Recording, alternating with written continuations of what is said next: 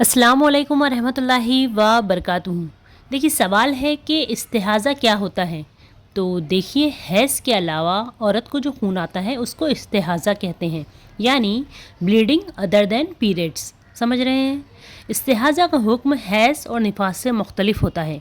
कभी किसी को पूरा पूरा महीना खून आता रहता है और कभी किसी को 3-4 दिन रुक रुक के स्पॉटिंग होती रहती है, यानी धब्बा लगता रहता है। ये इस्तिहाज़ा का खून एक बीमारी का खून है। ये एक इर्रेगुलर ब्लीडिंग होती है। ठीक है, अब देखिए, किसी किसी को 2 दिन हैज़ आता है, फिर स्टॉप हो जाता है, फिर 2 दिन बाद दोबारा ब्लीडिंग होती है, फिर स्टॉप हो जाती है, फिर 3-4 दिन बाद दोबारा ब्लीडिंग होती है, फिर स्टॉप हो जाती है, और ऐसा 15 से 20 दिन तक चलता ही रहता है। तो क्या औरत 15 से 20 दिन तक नमाज ही नहीं पढ़ेगी? ऐसे में इस औरत के लिए क्या हुक्म होगा? तो देखिए, हैज़ और इस्तिहाज़ा में क्या फ़र्क है, हम ये मालूम करेंगे। तो देखिए, जो भी औरत की पिछली हैज़ की आदत थी, यानी जिस तरह उसे गुज़िश्ता आदत के मुताबिक सिस्टमेटिक पूरे 5 दिन या 7 दिन ब्लीडिंग होती थी, फिर वो गुस्ल कर लेती थी, तो इस मामूल के मुताबिक पीरियड्स माने जाएंगे। यानी अगर अब इस औरत को 5 दिन या 7 दिन से ज़्यादा रुक रुक कर 15 या 20 दिन तक ब्लीडिंग हो रही है, तब उसका पिछला मामूल देखा जाएगा। यानी 5 या 7 दिन होने वाली ब्लीडिंग को ही हैज़ माना जाएगा और बाकी दिनों में होने वाली ब्लीडिंग को इस्तिहाज़ा माना जाएगा। और इस मुद्दत में इस्तिहाज़ा के हुक्म पर अमल करना होगा। जैसे कि सही बुखारी की हदीस में आता है कि अबू हुबैश की बेटी हज़रत फ़ातिमा रसूल सल्लल्लाहु अलैहि वसल्लम की खिदमत में हाजिर हुई और उसने कहा, मैं एक ऐसी औरत हूँ जिसे इस्तिहाज़ा की बीमारी है, इसलिए मैं पाक नहीं रहती, तो क्या मैं नमाज छोड़ दूँ? तो आप सल्लल्लाहु अलैहि वसल्लम ने फरमाया, नहीं, ये एक रग यानी वैन का खून है, हैज़ नहीं है। तो जब तुम्हें हैज़ आए तो नमाज छोड़ दो, और जब ये दिन गुजर जाए तो अपने बदन और कपड़े से खून को धो डालो, फिर नमाज पढ़ो। और फिर नबी सल्लल्लाहु अलैहि वसल्लम ने ये भी फरमाया कि फिर हर नमाज के लिए वज़ू करो, यहाँ तक कि वही हैज़ का वक्त फिर आ जाए।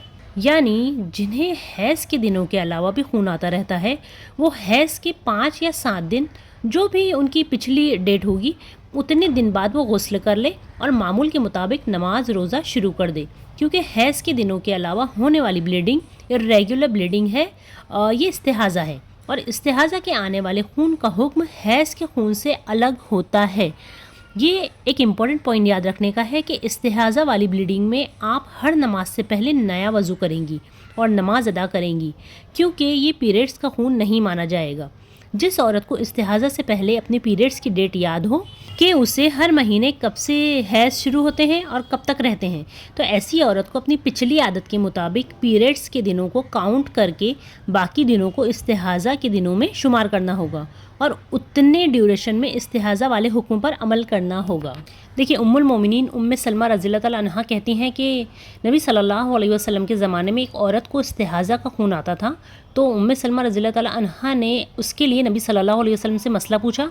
तो आप सल्लल्लाहु अलैहि वसल्लम ने फरमाया कि उस औरत को चाहिए कि इस बीमारी यानी इस्तिहाज़ा के खून के लाहक होने से पहले महीने की उन रातों और दिनों की तादाद को जिनमें उसे हैज़ आता था जहन में रख ले, और हर महीने उसी के बाद नमाज छोड़ दे।